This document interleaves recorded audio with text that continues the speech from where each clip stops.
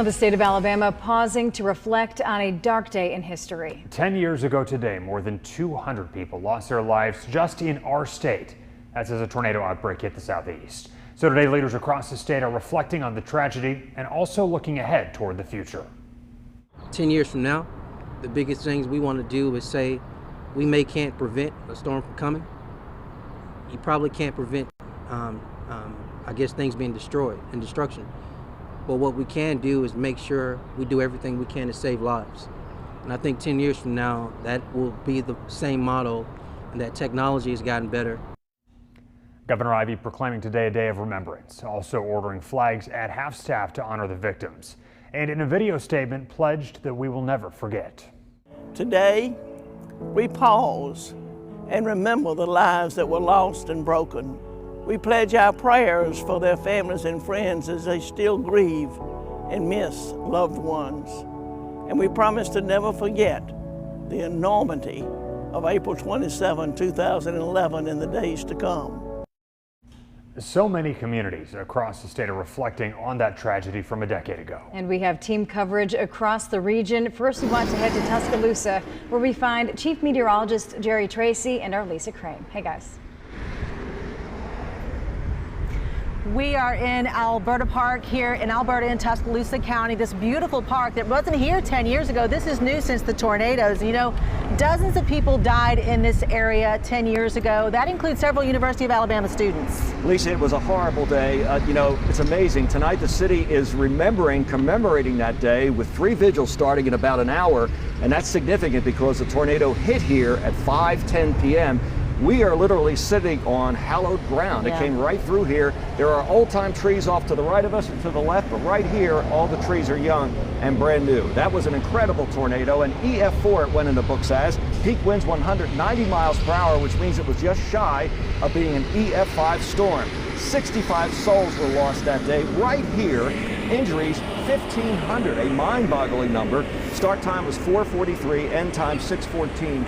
That storm eventually wound up traveling through Pleasant Grove, Hueytown, Pratt City, and we eventually saw the incredibly ugly big funnel just north of the high-rises in downtown Birmingham. Yeah, we saw that right from behind our studio there on that day 10 years ago. You know, there was so much destruction here in Tuscaloosa County, but also a lot of help came out after that to help these folks try to get back to normal.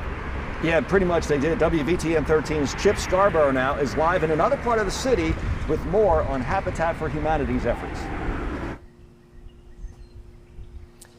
Well, Jerry and Lisa, as you know, building back from the destruction caused by the April 27, 2011 tornado has been time-consuming. It's taken people here in the Forest Lake area a while to recover. The same over in Alberta where you are, where Habitat for Humanity has played a critical role.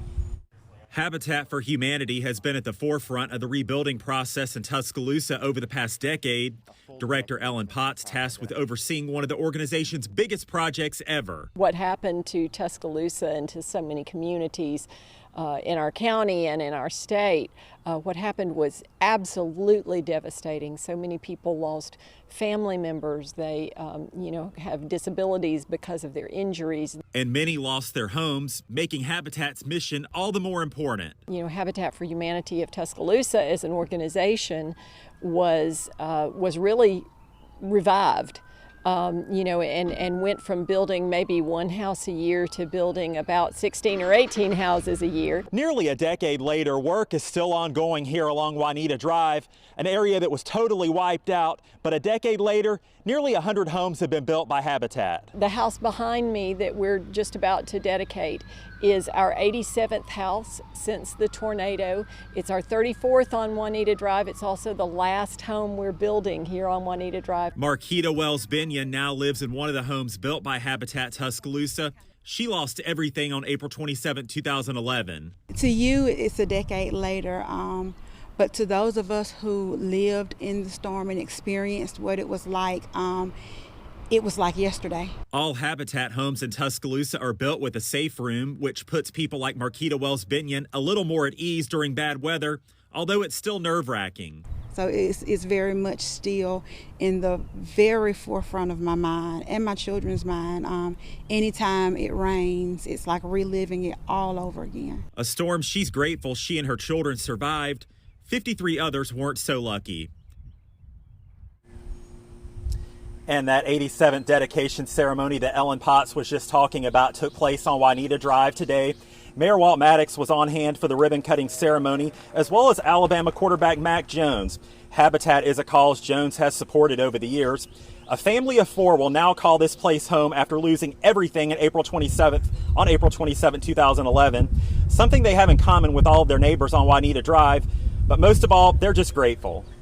Well, for one thing, my adrenaline was pumping, but they exceeded all our expectations. Like, we would have never in a million years imagined to be in this situation right here. What it was 10 years ago. 12% of your city destroyed in 6 minutes, 53 dead, 1,200 injured, 7,000 people unemployed. And to rebuild 5,300 structures, we couldn't have done it without Habitat for Humanity. And we're just about an hour away now from a number of ceremonies taking place across the city of Tuscaloosa to mark the moment that the tornado swept through the city. One will be taking place here in the Forest Lake area where I am. I'll be monitoring that and have another live report for you coming up on WVTM 13 News at 5. For now, live in the Forest Lake area of Tuscaloosa, Chip Scarborough, WVTM 13.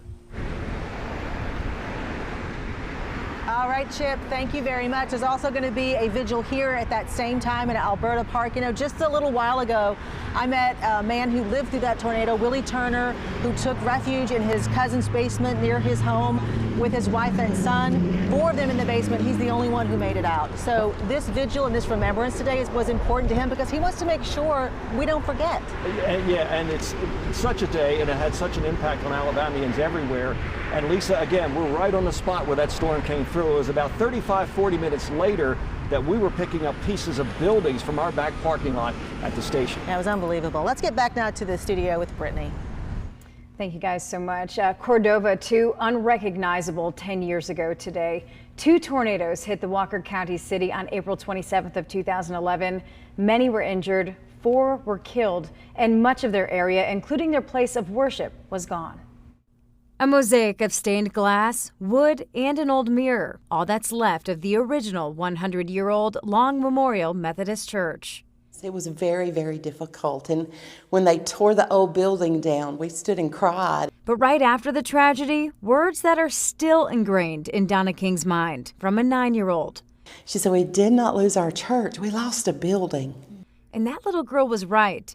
Through the devastation, the church community remained strong and rebuilt. God gave us a clean slate. You know, what's been destroyed has been rebuilt, and it's an amazing place to be. Pastor Lee Witherington agrees. He wasn't there when the tornado took down these walls, but he knows all too well the impact it's had. Is that the old building? Yeah, this is some pictures of the old church here. When I moved here, knowing that I'm serving a church that was destroyed in a tornado when we had the storms last month, I was really nervous. He knows many in his community have the same fears when storms roll through. They also still feel and reflect of the great loss, like one young man who grew up in this church that lost his life in the tornado. There was that sense of loss that we had lost him. And then there were 2 children, and one of them was a student at my school. Together, they grieve, and together, growth and appreciation of what beauty came from the storm. What God gave us back was better than what the tornado took. Yeah. And town has been that way as well. I want to remember the past, but look forward to the future.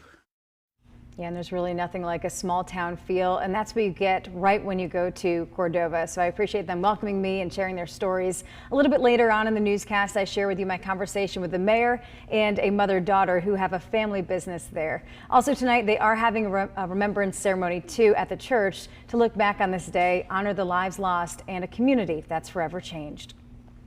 And our coverage of April 27th continues throughout the evening as we remember those that we lost and bring you stories of perseverance. And tonight, please join us at 6:30 as WVTM 13 Chronicle presents Recovery and Resilience.